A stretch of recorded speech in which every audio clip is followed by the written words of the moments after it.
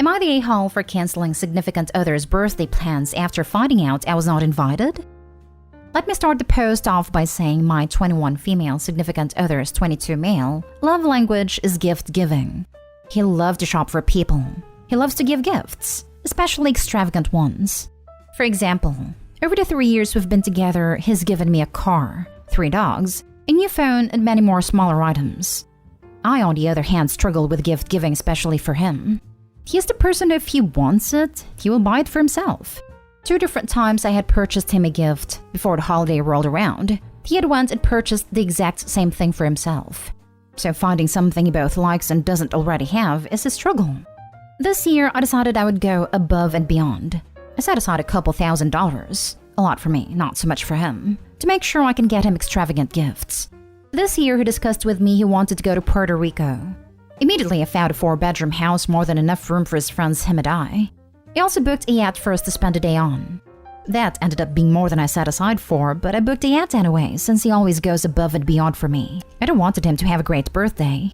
Well, tonight I asked him if I should purchase his gifts here and travel with him, or if I should go shopping in Puerto Rico. He tells me I was not coming. Note, earlier this week he discussed us going to Puerto Rico. Also discussed how his friend would be traveling with us on this trip. So he immediately sensed my confusion. He quickly started backtracking and told me I would be coming, just at the end of the week, missing his birthday. My feelings were hurt at first. To think the person I wanted to spend my birthdays with doesn't want to spend theirs with me hit a little different. My feelings soon changed, as I realized this also meant I would miss out on a yacht I went over budget on. Immediately I went to cancel the yacht, trying to get some form of payment back since it had already been 24 hours since booking. The yacht was a surprise, so it was never mentioned. But after canceling it and only getting partial refund, I told him what I had planned. I also told him since I would have to wait 5 days after his birthday to even see him, his gifts would not be as extravagant and I would not have things like a cake decorations or anything set up for him. He told me I was the a-hole. The yacht was for him and not me, so regardless if I attended, I should have left the reservation in place. He also tells me his gifts should not change since he will see me after his birthday. I disagree. I can't imagine spending thousands of dollars on gifts for someone just to give it to them a week after their birthday. I also cannot imagine spending over $1,000 on a yacht that I would never see. Am I the a-hole for canceling my plans for a significant other's birthday after finding out I am not invited? Now for the comments. He's either trying to spend his birthday with another girl, or spending his birthday with his friends is more preferable to him than spending it with you and friends. Either way, this is red flag territory, and I'd reassess this relationship. That's honestly the vibes I got. I found a way better house in the Dominican Republic, way bigger and quite a bit cheaper. He wouldn't even look at the house there and insisted to go to Puerto Rico. I got the vibes he had someone in Puerto Rico he wanted to spend his birthday with, but I also thought that might be a tad crazy. No, trust your gut. When someone shows you who they are, believe them. I would use the time he was gone to move out. Kick him to the curb and find someone who appreciates you. He does not come across as someone who is trustworthy. And cancel the whole thing immediately. Consider any lost deposit money well spent on the cost of learning who he really is and how little he values you. I'm sorry, you deserve so much better. Not today home. You purchased a trip for him, his friends, and yourself. He doesn't get to kick you out. Cancel the whole trip and cancel the relationship. Or go on the trip without him. Bring your friends, go on a yacht. I cannot imagine my significant other spending thousands of dollars on a vacation and not bring them along. It seems really suspicious to me. Maybe he has a side chick or was planning to get a birthday action out clubbing with the boys. Either way, it was selfish for him and you deserve better. I honestly got the second option vibes too. No reason I would hinder any plans he had going on. Seems like he just had things planned he didn't want me attending. Next story. Am I the a-hole for being a downer at my husband's grad celebration? My 30s female husband, 30s male, is graduating college. His class decided to go out to celebrate with drinks after their exams, but he said significant others weren't invited. He had a routine checkup with my primary just before the celebration started, and she found a lump on my breast. I'm young, but have a history of breast cancer on my mom's side. My aunt died before the age of 35 from it. She wanted me to get a biopsy that day and referred me to the correct place. It was going to be a few hours before they could see me, as they were doing her a favor and it was obviously short notice. I was a crying mess, so my husband reluctantly agreed for me to come wait for him at the bar for my appointment time. I got to the bar, introductions were made, and although I was quite scared, I felt I was nice to everyone and as talkative as I could be. I left my husband at the bar with his classmates and went for the biopsy, followed by mammogram. It was terrifying, but my doctor was great, and the nurse held my hand through it all. When I got home, my husband was pissed at me. Apparently, I offended his classmates because I was standoffish and rude to them, and in their words, just an overall downer that brought down the mood of the celebration. He said I embarrassed him, and he regretted having me join them. I now feel terrible, like I ruined his day to celebrate with his friends, and maybe should have just kept the situation to myself so as not to bring him and them down. Added key points. Yes, husband knew all details of cancer scare as soon as first appointment ended. I'm the only one working while he's in school. I did not pay for school. And just in case anyone other than the super kind person is wondering, I've taken him to a nice dinner after every milestone was passed, and as a consolation if things haven't gone great.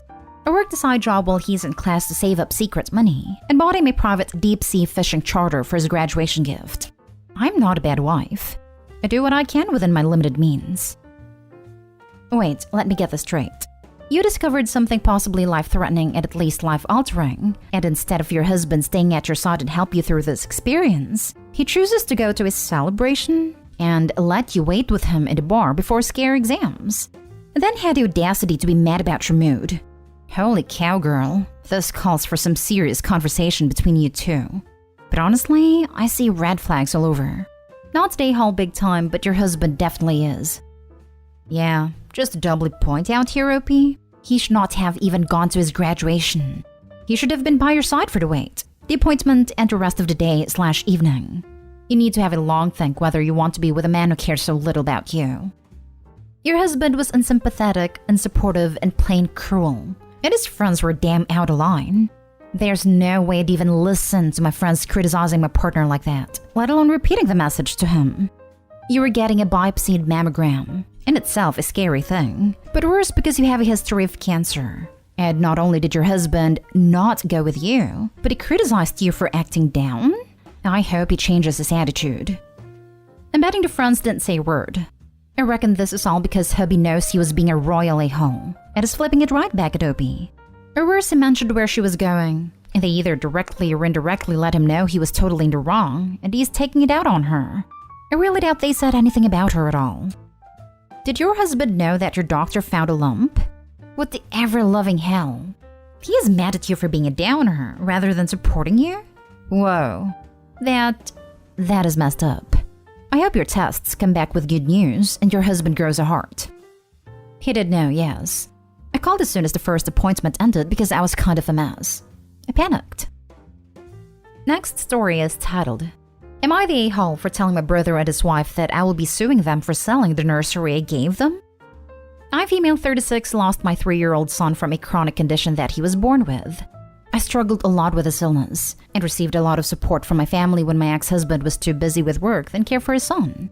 When my brother and his wife found out they were expecting, they suffered from a miscarriage after a miscarriage. And because of their financial situation, I decided to lend them my son's nursery to use for their baby, under the condition they give it back when they no longer need it.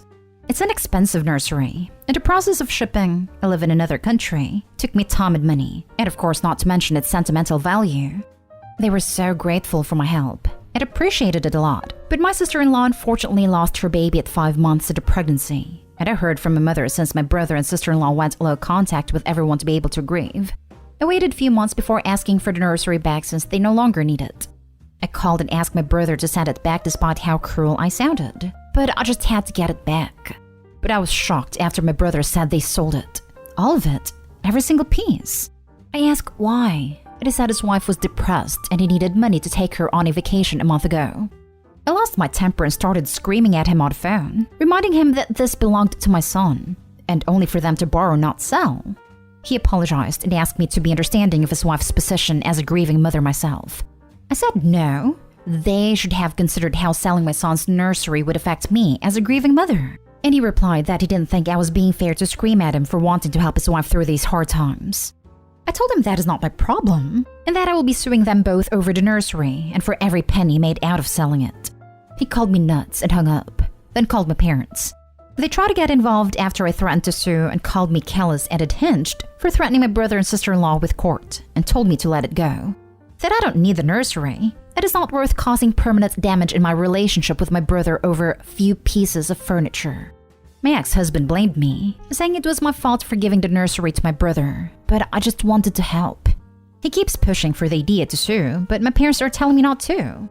Am I the a-hole for wanting to sue them for the nursery that cost us nearly over $4,000?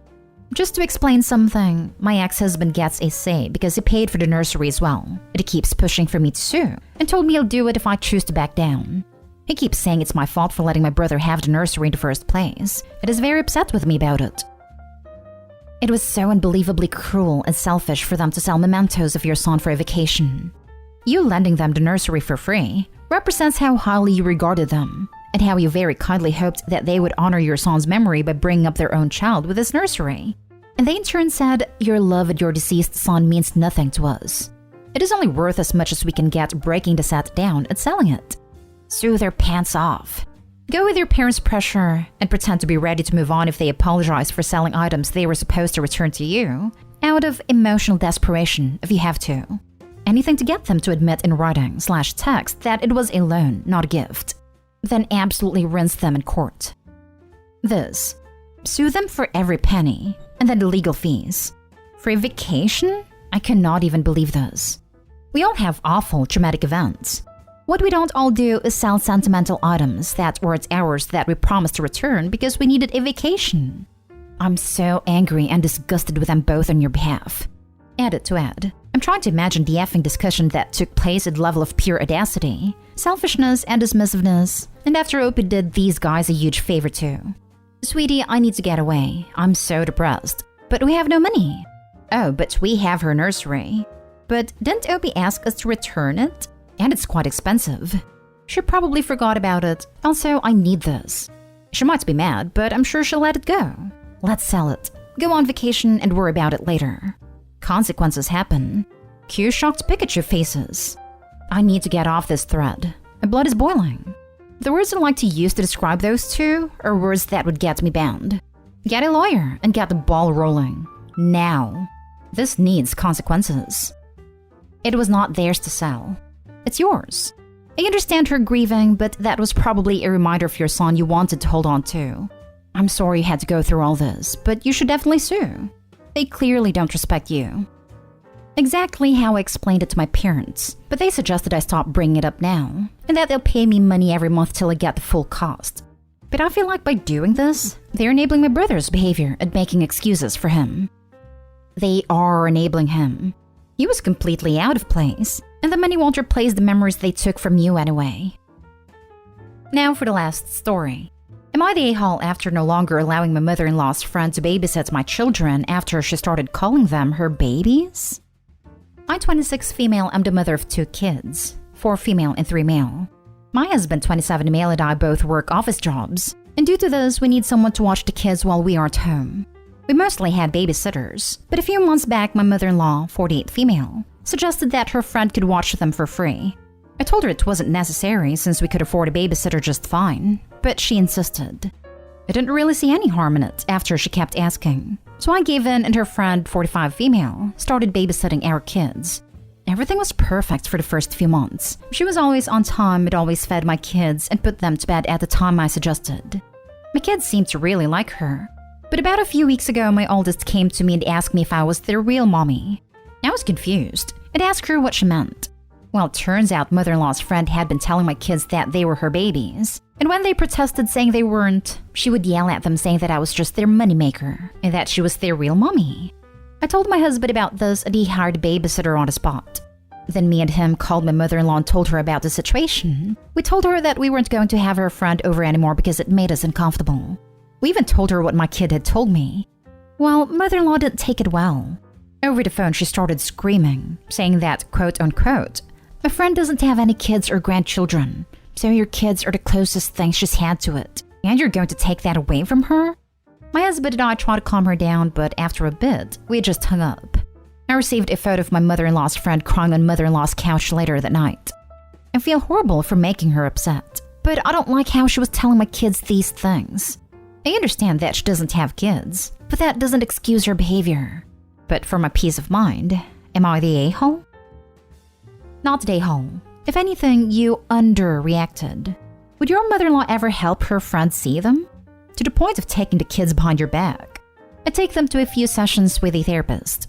They were clearly confused, and the damage this unhinged woman did can run deeper than you know right now. Kids internalize that kind of stuff.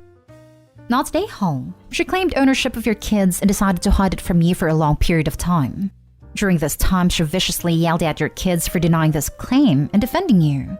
That's not a woman whom you want around your kids. She doesn't sound mentally stable, and it makes the kids doubt their identity and be dubious of your motherhood and your relation to them, which is vastly detrimental to them. It has the potential to cause further problems.